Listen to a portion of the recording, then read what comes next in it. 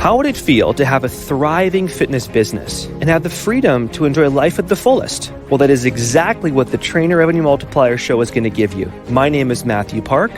This is Jaime Filer. Hey guys. And we are here to serve.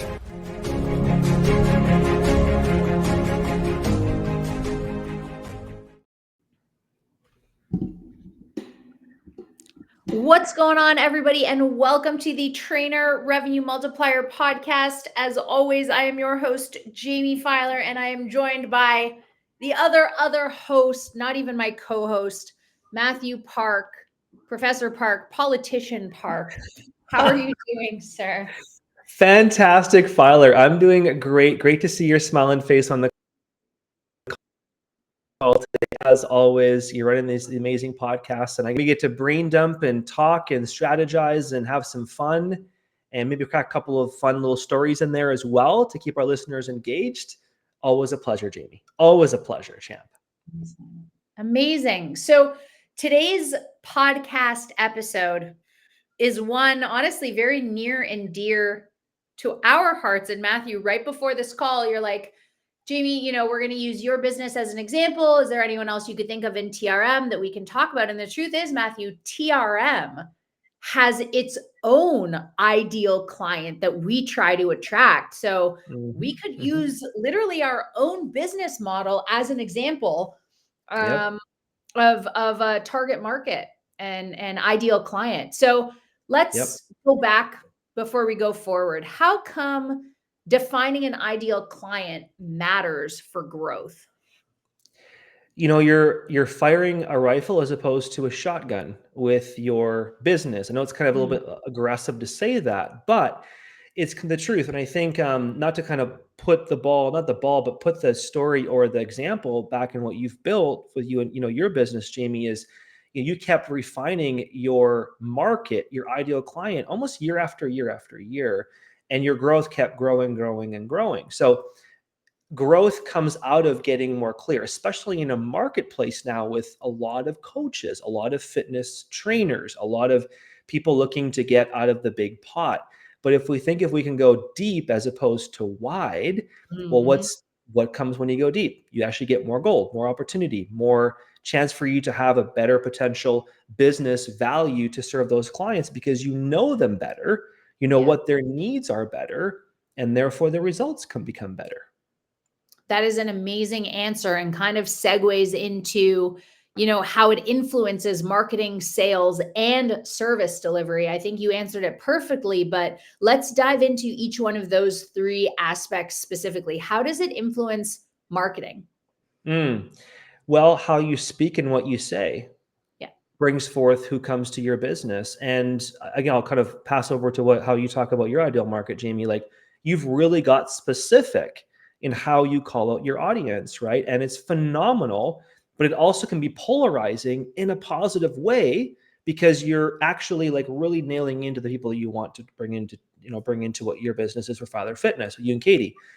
So for marketing, it's getting really specific on the language. Sure. And then sales, you mentioned sales. So sales comes into knowing how to communicate on a sales conversation with these individuals, right? So your demographic, our demographic in TRM may be a little bit different, right? So when we talk to our demographic that are more of parents, busy coaches, have more 5+ years of experience in the industry, they aren't typically, brand new coaches. Right. They've been around. They're usually very busy when they come to us, and they also want some freedom in their life. They don't, of course, it's a big important thing for their impact. We want to be empathetic, but also clear in how we speak with them, but also give them the roadmap as well too. So we aren't so much about rah, even though we talk about that too. It's really about helping serve them where they're at to get them where they want to go. Yeah, 100%. And I think you touched on a really good point, and that is language. And this doesn't actually matter. I mean, it does and it doesn't, right? What matters is that you use the specific language of who you're serving. So regardless of who's coming to you, whether it's busy parents who want to start their own online coaching business, or it's women in the LGBTQ community who are feeling anxious and overwhelmed, you almost want to repeat back their language to them in your marketing and sales. So if my women are using the word stressed, I'm not using the word overwhelmed. If they're using overwhelmed, I'm using overwhelmed. If your parents, like, well, okay, not your parents, Mathew, but like if the parents who are coming into the TRM ecosystem are using busy, you say busy. If they say overwhelmed, right? Like we always want to keep the language. And then same thing in sales. When you're on a sales call, and this should go without saying, if they say lose weight, you don't say lose fat.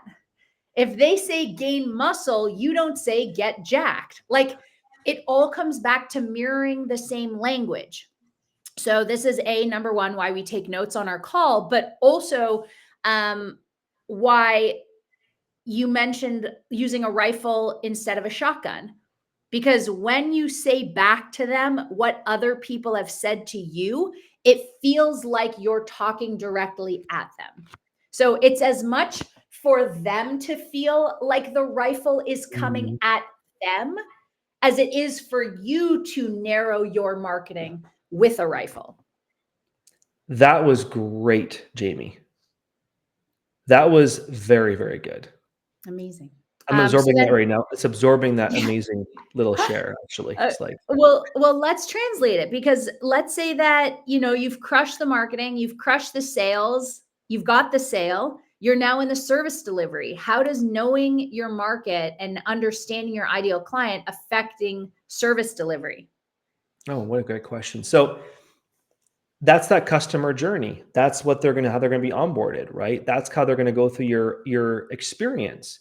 So, getting them, the result, or having the language that you mentioned, the language a certain way, and then obviously getting them small wins in that process that relate to what they're wanting on the solution or the result, keeps them smiling, keeps them engaged, keeps them excited, because we know what they want. They know, and they feel like we're serving them where they're at and what they're actually wanting in that delivery phase. Yeah, could not agree more. And I think also, and again, this is one of those hacks that speaks to all trainers, regardless of who you're serving. Feedback forms and surveys. We just sent one out. All 5 coaches sent out a feedback survey to their current clients. And we said, what do you value the most about the program? What do you value the least about the program? And if you finish the initial 12 weeks, what would keep you on more than anything? And we got some really interesting insights that we wouldn't have known had we not polled or asked our people. And again, you will be able to see similarities in what people were selecting if you did the work on the front end of bringing in all the same people, right? Like I can tell you right off the bat, Mathew, out of all the people we surveyed, the one-to-one accountability was the number one thing, followed very closely by training, tied with nutrition. And pretty much no one valued the Facebook community, the group chats, or the community calls, which hurts my heart a little bit, but again, says that the people who are in our ecosystem are really just in it for the training, nutrition, and accountability, which is exactly what we pitch on a sales call. So we don't necessarily have to go above and beyond with all of these other deliverables, because we're doing what our people want and what we promised. Oh, that's really good, James. That goes back to what you mentioned on sales, right? Right back to the delivery, back to gathering. It's funny because when you said that, the perception that we, or maybe all of us listening, whatever it is, comes into almost what we think, what we want them to think we almost need, but actually comes into what they're thinking, what they're going through. And a lot of them won't even share that valuable feedback because, your feedback survey, of course, gathered that feedback for you guys. So you guys can make that decision. That's great. I love that.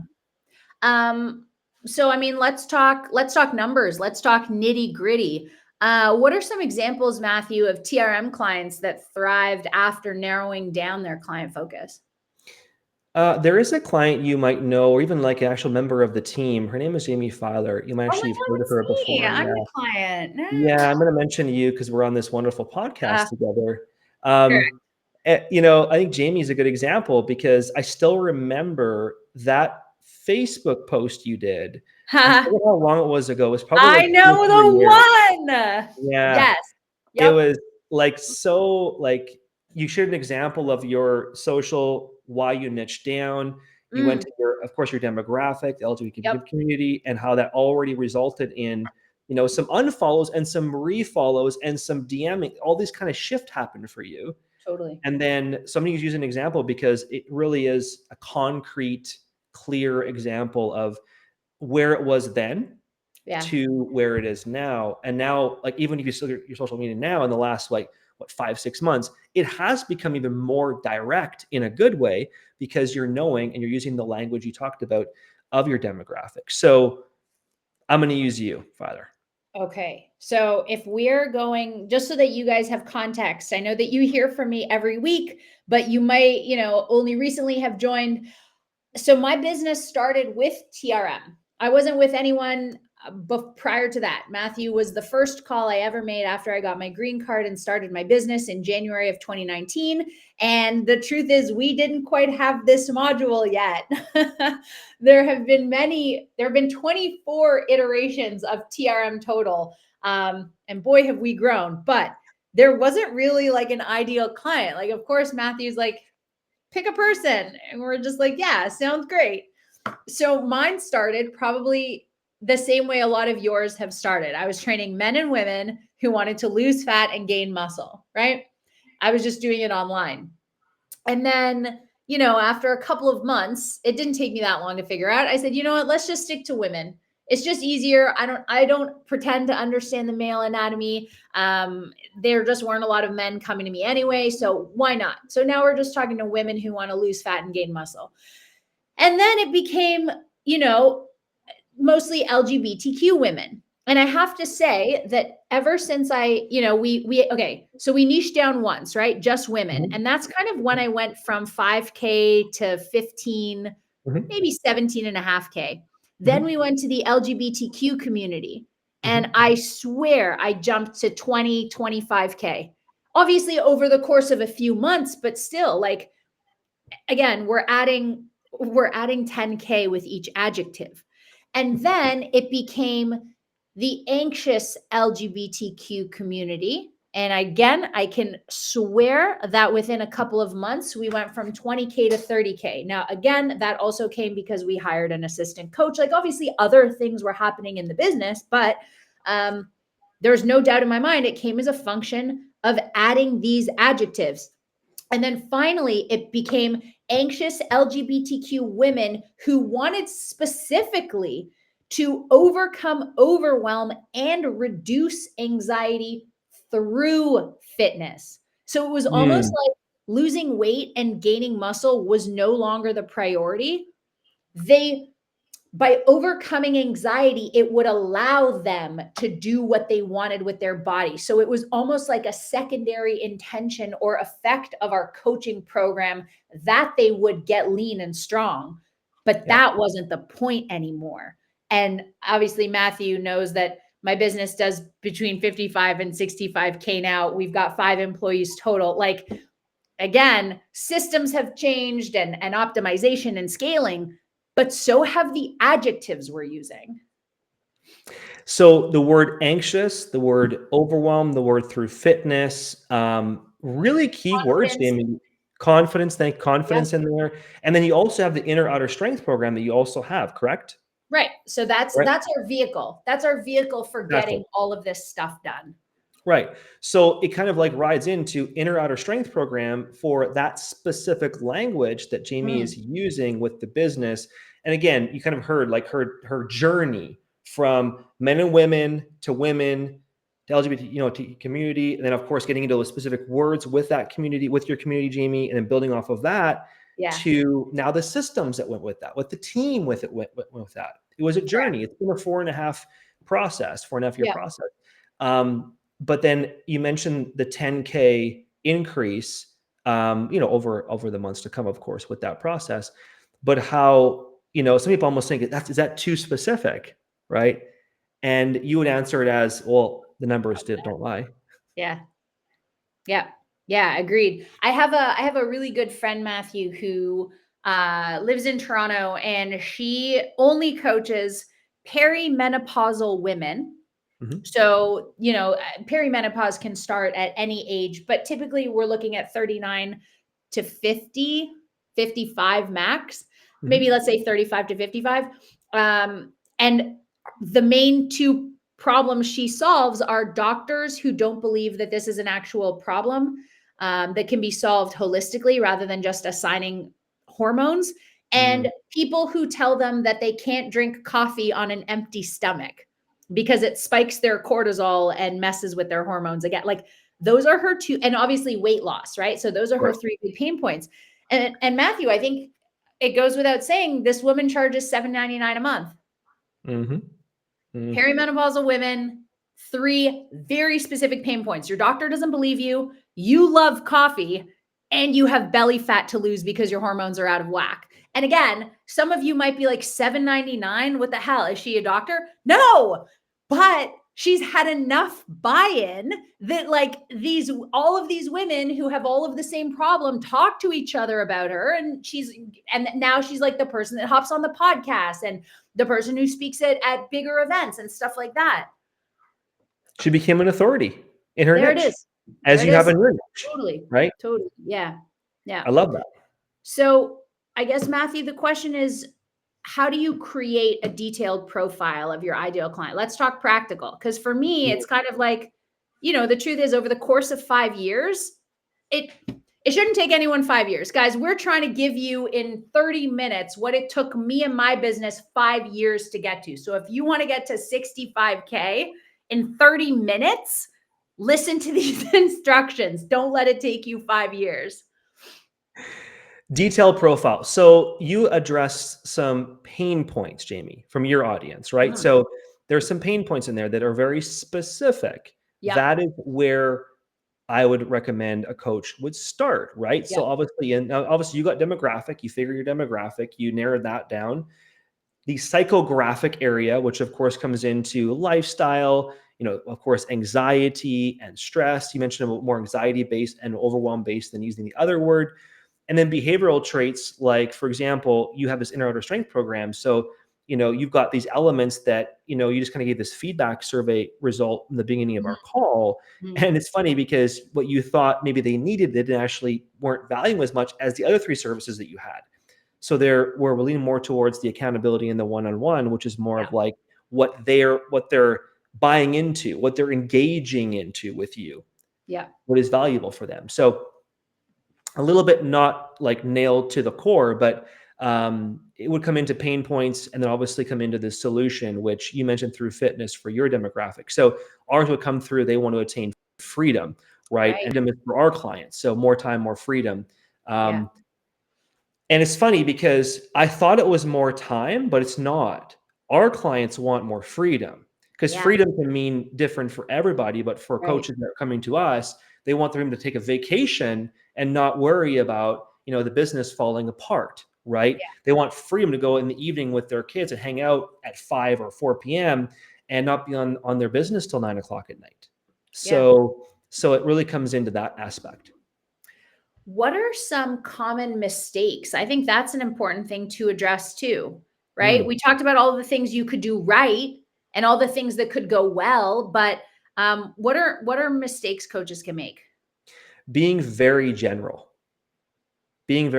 So going out there and posting on social media, it's fine to start there, but the mistakes that obviously I think coaches will make is they try to have multiple avatars, have this avatar and then a second avatar and then the third avatar because they don't want to miss an avatar. Yeah. So they may go for men here, women here, and maybe bodybuilders in the middle, which again might be fine for the first month or 2 to get your feet wet. Totally. But as your business decides to grow, then you can understand which is the avatar you want to lean into, like you did, Jaime. And then from there, lean into that avatar and go deeper with the avatar. So the mistakes coaches make is they stick in multiple avatars for too long, and they start shooting a bunch of content or material or emails or information that becomes very broad. Yeah. So there's no specific wording or language or, relation to their audience. Now it just becomes information. Yeah. Yeah. I totally agree, Mathew. And if I can add my own, it's also that they flip-flop. And I'm sure you've seen this. And Alex Hormozy calls this the women in the red dress. So you could start off with a certain demographic and then say, yeah, but I see so-and-so making more money doing this demographic. So, right, women in the red dress, a little bit distracting, kind of sexy. So you go back, or you niche down, your sales drop a little bit because your audience isn't used to hearing you talk about like perimenopausal women, right? Before it was just all women. Now it's perimenopausal women. And they're like, oh, is she for me anymore? I don't know. Maybe I'll stick around and find out. Maybe I won't, right? And then your sales drop and you're like, skirt, skirt, skirt, backpedaling. You know what? Forget it. Let's just stick to women. I had it right the first time. So those are two other common mistakes that that coaches can make. I love that. Thank you. Trying to think about other questions, comments, or concerns that might arise with ideal clients, Matthew. Well, I think, ideal client is one of those, talked about concepts with coaches, so let me ask you, Jaime, of course, you've been in this industry for a very long time. So now that, of course, you've driven into, your business for now over 6 years, right? We can go back and forth with this concept, but what are other areas you've seen with building ideal client, or other ways you can find your ideal client, or tips you might have that you've seen differently that have worked for you or other coaches, by the way, to find the ideal client? Truthfully, you just 2 ears and 1 mouth. So sometimes you don't find the ideal client. You really just have to let it find you. And again, if it takes you 5 years, it takes you 5 years. We're trying to avoid that. But if it goes, it almost brings this entire conversation full circle again. If you listen more than you speak, you will be able to identify the pain points your clients are talking about faster. And you can use that to your marketing and sales advantage faster in order to attract more people. That's so true. You gave me a little light bulb, Jaime, because if a coach is thinking, where do I start, right? So what's one term, of course, that we teach, that you teach in the gold model, we teach to our clients, is start with your best client, right? You have right now that you'd like to have 30 or 40. You aren't sure where to go with your avatar yet, which totally can be fine. Who is your best client you have that you've had maybe for 6 months or a year, or you're like, man, I wish I had 40 more of Sarah or 40 more of Jeff, whoever it is. Break that individual down, and if you want to go even deeper, take your top 3 and do an analysis on the pain points, right, of the 3 people, and then why they came to you. And, if you want to go even deeper than that, if you can do this, if you recorded those conversations on the first sales call, transcribe them on ChatGPT and ask the question, what were the common pain points and solutions this person gave me? And it'll push out for you all the answers. Yep. So all we're doing is listening. We're listening to our people. We're listening to social media. We're spending a lot of time listening before we speak. I think that's the best way of putting it.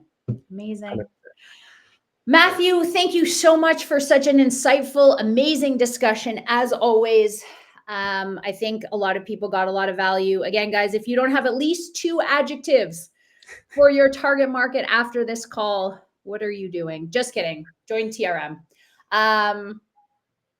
Any last words, Matthew? Oh, you're fun, Jaime. I try. I love it. Yeah. All right. Guys, if you are loving what you're hearing, please make sure you rate, share, subscribe, follow us on social media and on Apple, iTunes, Spotify, wherever you are listening to this podcast. We are at Trainer Revenue Multiplier on Facebook and Instagram. Tag us, share, so that we can keep bringing amazing guests on and providing value to you. And until the next episode, have the best rest of your day. Fabulous. Love it, Filer. Fist pump. Awesome.